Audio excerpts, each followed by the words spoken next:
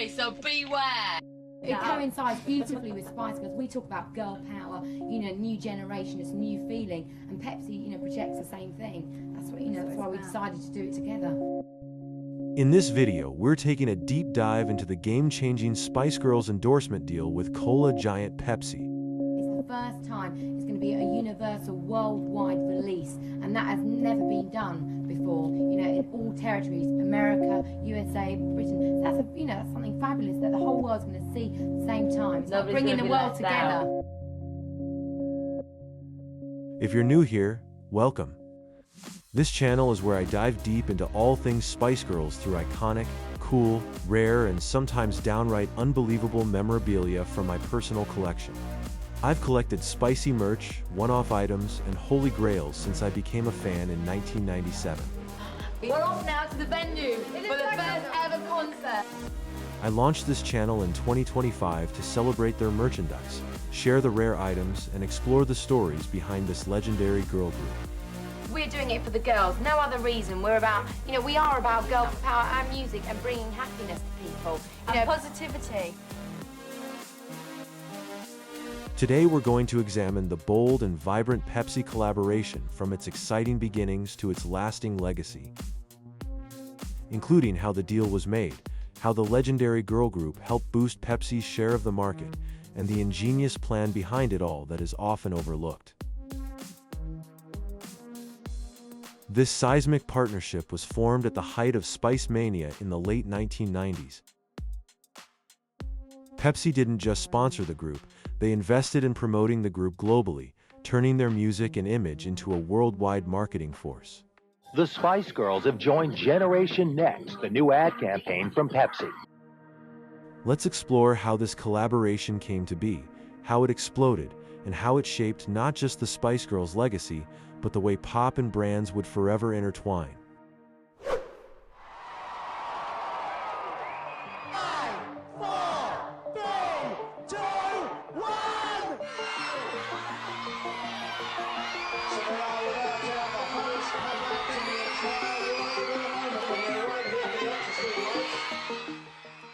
To understand how the Pepsi Spice Girls deal came together, we need to go back to 1996.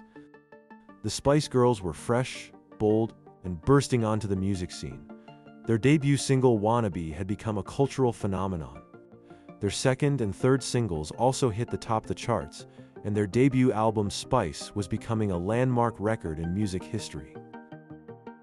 Victoria Beckham, then Victoria Adams, had told the group's management that they wanted to be household names. Their ambition was almost limitless on their quest to become the greatest girl band in the world, spreading their music and message of girl power as far and wide as possible. Their manager, Simon Fuller, shared their vision. They didn't need to be just a band, they could be a brand and achieve much more than chart-topping hits. They could be global icons, and brand deals could help realize that potential.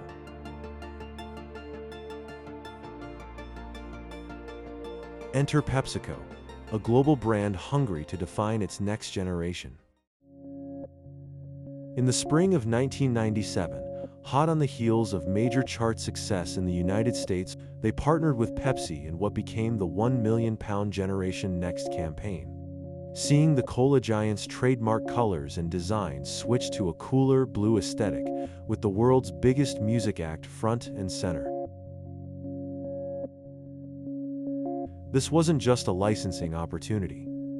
According to some reports, Pepsi invested a staggering sum, around $40 million, into the campaign. What do you think Pepsi can offer you? I think, Pepsi... A lot of money. Joke. For Pepsi, it was an investment in youth culture and a rebranding opportunity. For the Spice Girls, it was an unmatched chance to leverage a global machine, giving their music and image exposure in several territories on a scale they could never have bought themselves, at a time that bridged the gap between their two most defining albums. In an interview years later, the group's manager of the time, Simon Fuller, reflected on the decision to partner with Pepsi. The sponsorship deals were far more about exposure than the money. A lot of money was made, But my thinking was, if we can get Pepsi to spend $40 million basically running what was a commercial for my group, then hallelujah. If Procter & Gamble wanted to launch a new image for one of their body sprays by spending £20 million, that was the way I did it. Fuller's legal sidekick, responsible for locking in the deals, was Jared Tyrrell. He stated, "Endorsement deals and merchandising activities were all part of the strategy. In order to get the girls known in every part of the world, you've actually got to have something going on in all those territories at any one time." The deal would not just sell Pepsi's drinks. It would also involve music in the form of a newly recorded Spice Girls Pepsi song, which would feature in the television adverts. Another great thing about the advert is we actually sang the track on advert, Yeah, and we were right, lucky yeah. enough to be able to work on the song as Yeah. well. And a further new and exclusive single CD from the Spice Girls, an exciting prospect for all involved, not least the colossal army of fans who were desperately hungry for new music material following the group's well-received debut album. After having one of the hottest records on the charts, the Spice Girls are trying to cool things down with a nice cold soft drink. The launch of the campaign was both ambitious and innovative. Pepsi produced and sold 92 million cans and bottles worldwide, each featuring images of the Spice Girls individually and as a group. Filmed in February and March 1997, there were 3 TV adverts, all starring the group and backed by their Pepsi song, a spiced-up reworking of an already written Pepsi jingle titled "Move Over Generation Next." The jingle was extended and rewritten into a full track with the group credited as songwriters. So you rewrote the lyrics, Generation X, because that's what we are, man. The main commercial was filmed in Los Angeles on 19 March 1997, and an official Spice Girls Pepsi launch followed at London's Capital Radio Café in Leicester Square on 4th May. Ja, we zijn het. Hartje Londen, Leicester Square, Capital Radio Café. Hier wachten de Spice Girls op me. Girls, why you signed for Pepsi Cola? Why not? They're cool and young. It's and young they're, and like, fun, and it's like us, and it's very music orientated. The 3 adverts starring the Spice Girls ran across 93 countries, on TV and in cinemas. And here's where things got really clever. To get fans involved, Pepsi launched a pink ring pull promotion. Collect 20 rings from promotional Pepsi cans, mail them in, and you've got a free Spice Girls CD single. And on this new CD, there's a brand new song, Yeah. which, And you know, nobody else hopefully has that the got. fans are going to love, just as much as they seem to like our other stuff. Step to Me. This exclusive track was a leftover from the group's Spice album recording sessions with Sheffield-based hitmaker Elliot Kennedy, who is also credited for the group's massive hit single, Say You'll Be There, and album track Love Thing. The song was packed with the group's girl power ethos and cute melodies, but backed by a rockier production than their other offerings from that early era.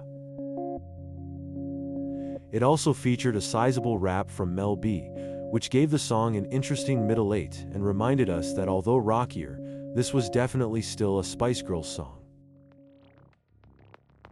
Any new material was greatly anticipated, with fans eager to add to the existing catalog of songs gained from the first album and its singles.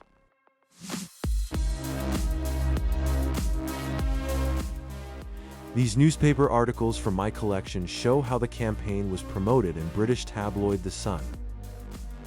According to this article dated the 13th of June, the Chester branch of Iceland would be the first to receive the promotional Pepsi cans the following day. A random claim, but quite fun for anyone living in Chester. The next day, The Sun's journalist, Andy Coulson, declared that he had 50 copies of the Step to Me CD to be won immediately, way ahead of its official 28th July release date, as fans across the world began scrambling to save 20 pink ring pulls. But there was more.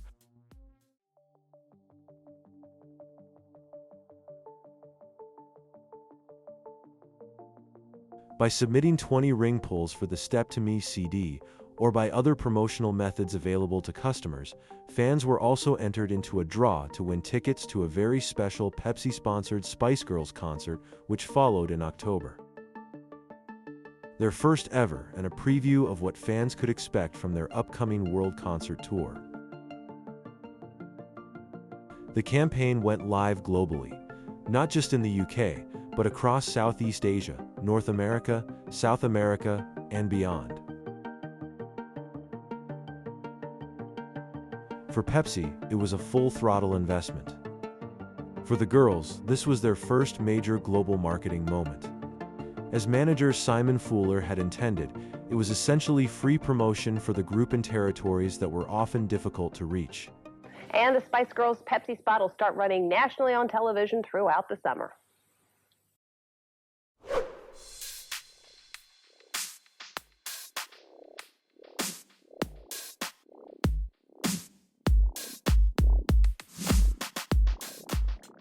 The activation phase of the deal was where the real magic happened, bridging product, music, and live events. Released on the 28th of July, 2 versions of the Step to Me CD were sent out. A jewel case version, which included a cover slip and a sleeve that featured adverts for the group's album and accompanying VHS video, plus their official magazine club.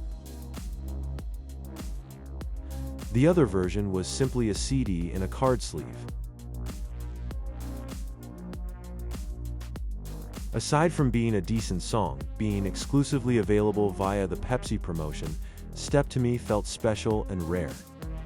It didn't matter that an estimated 600,000 copies of the CD were redeemed. It felt precious and subsequently became one of the most successful on-pack promotions in UK history. This success opened the gates for brands such as Pepsi to be more involved in the music releases of the acts they collaborated with. Pepsi's about being young, having fun, and it's got bags and bags of attitude like us. And Pepsi has a history of working with music. Plus, it gives us a chance to give something back to our fans. Pepsi had already established a reputation for working with music legends such as Michael Jackson, Madonna, and Tina Turner, but the success of the Step to Me and Generation Next campaign on such a global scale was pioneering and led to an extension deal for the Spice Girls, which ran into 1998.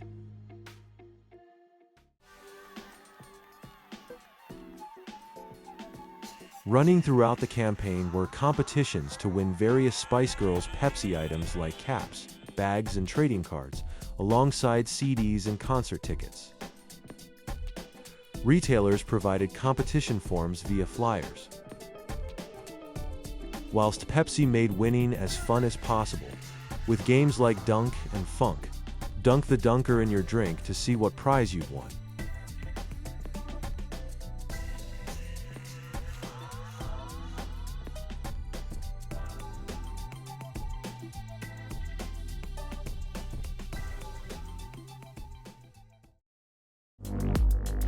We are all really excited about performing for our fans. It's our first live show and the only show of 1997. And it is gonna be wicked! It's totally fab. It's where East meets West. It's a little bit different and we're gonna be doing things differently. Whoa! Sponsored entirely by Pepsi, the first ever Spice Girls concert took place across 2 nights on the 12th and the 13th of October 1997, coinciding with the release of the group's second album launch single. The iconic Spice Up Your Life. We're gonna hurry up, we're on to! Pepsi's own Sunday radio countdown program, the Pepsi Chart Show, hosted by Neil Fox, was broadcast from backstage at the concert on Sunday the 12th of October. Naturally, the Pepsi Chart Show had supported the whole Spice Girls Pepsi campaign, including advertising the Step to Me CD in magazines and on the show itself. And when it is live, you can say anything you want, yeah, because it's live. Anything can happen. I like that. I think, there's a lot more heart in it as well, and obviously we're doing our own show, so it's our show. What we say goes. We've put all our, creativity into it. And so you can give so much more. Aside from a crash course in live performance for the girls, those 2 Pepsi concerts in Istanbul, Turkey gave the world an idea of what could be expected from the band's upcoming Spice World Tour, due to begin in February 1998.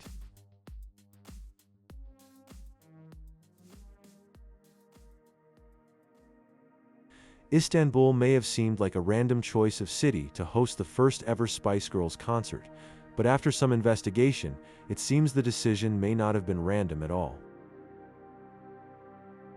The official reason is that it was where East meets West, and a great place of unity and diversity to hold the concerts.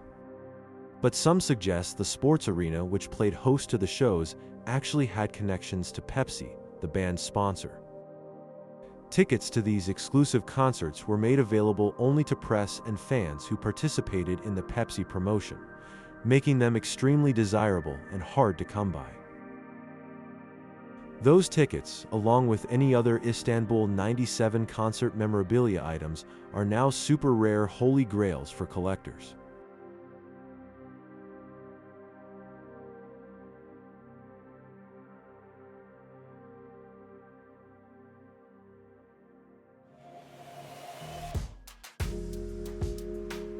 Following the announcement in November 1997 that the Pepsi deal had been extended for a further £500,000, a second CD became available via the same ring pull collecting scheme, which had worked so well for Step to Me. This time it was Pepsi's track Move Over, which had subsequently been included on the group's second album, that got its own Pepsi Music release. The live recording of the song from the Istanbul shows was made available as part of a Pepsi Music Live campaign, which saw not just a Spice Girls release, but also live CDs from Coolio, Hanson, and fellow British girl group Eternal, exclusively available by collecting green rings. Accompanying promotional items ensued, including this poster, this drink cup, and this CD case. It was groundbreaking. Commercial sponsorship directly fueling a pop event, where the audience helped pay by buying drinks cans. Everyone wins, right? Still to come. They're just a big money-making corporate machine, aren't they? We look at the campaign's global impact and legacy, so stay tuned. Get ready to spice up your 2026 with these new Dr. Spice collection goodies. The 2026 calendar, the 2026 diary, and the notebook. All celebrating Spice memorabilia from 1996. The calendar features 12 beautiful display photos of 1996 items along with historical information. The diary features a 1996 memorabilia cover plus 30th anniversary dates. And the notebook has 120 lined pages inside the 1996 memorabilia cover.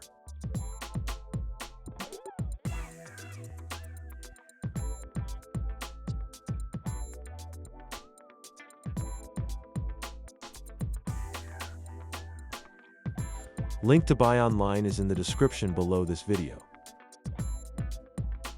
Take a trip back to 1996 and celebrate 30 years of Spice with the Dr. Spice collection. Out now.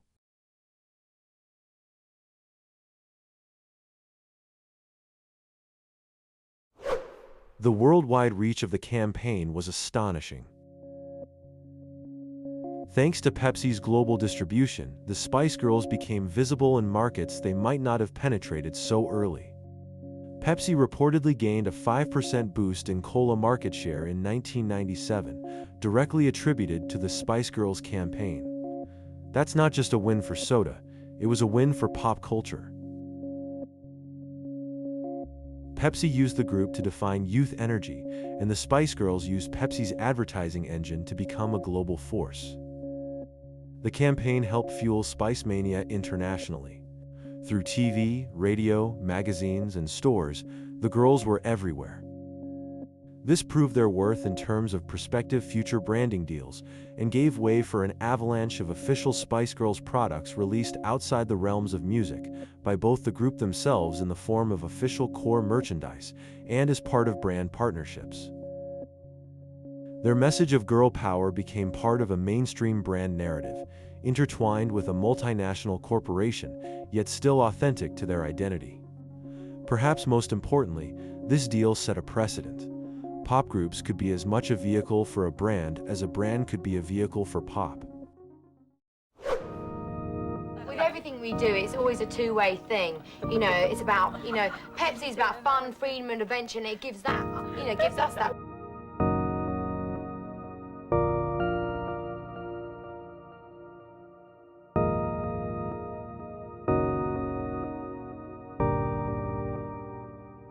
The deal helped cement the idea that a band can be a brand. Through this partnership, the Spice Girls weren't just selling music. They were selling a lifestyle, a movement, and that made them more than pop stars. Their commercial success demonstrated that branding and pop acts could amplify each other, redefining how artists and corporations collaborate. It changed the course of the group's history. It made them even more global, even more reachable, and even more famous. This, in turn, allowed them to sell more records and promote their feminism ideology and positive mantra to every corner of the planet. The ring pull scheme was groundbreaking. Giving away exclusive music via product packaging was not standard at the time. Their Istanbul concert showed how brand money could make unique live experiences possible and generate global buzz. The campaign has become a highly celebrated part of Spice Girls' history. It's remembered not just for selling cans, but for rallying a generation around girl power, identity, and collective fandom. It elicits nostalgic feelings of the 90s, the desperation of collecting enough ring pulls to get an exclusive offering of Spice Girls music that has been celebrated in reunion tours, a West End musical, and via the group's expanded anniversary albums, such as Spice World 25. But such a scheme wasn't without criticisms.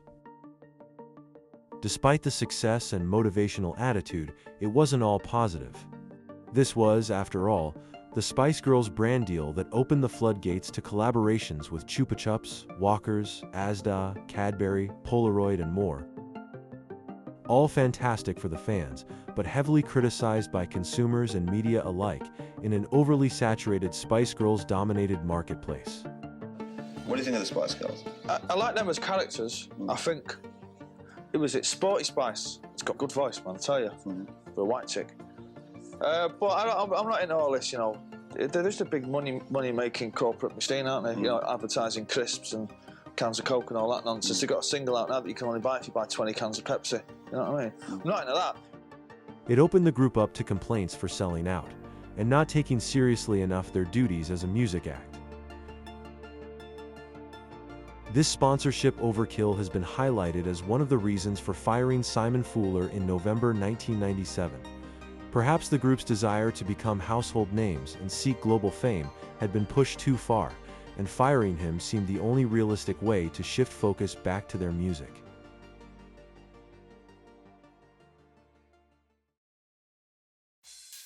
The Spice Girls and Pepsi, two forces that came together not just to sell soda, but to create a cultural moment that defined the summer of 1997 for many.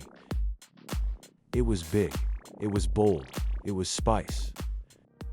And years later, we can still see its impact in how music and branding collide, and how a simple ring pull promotion became part of pop history.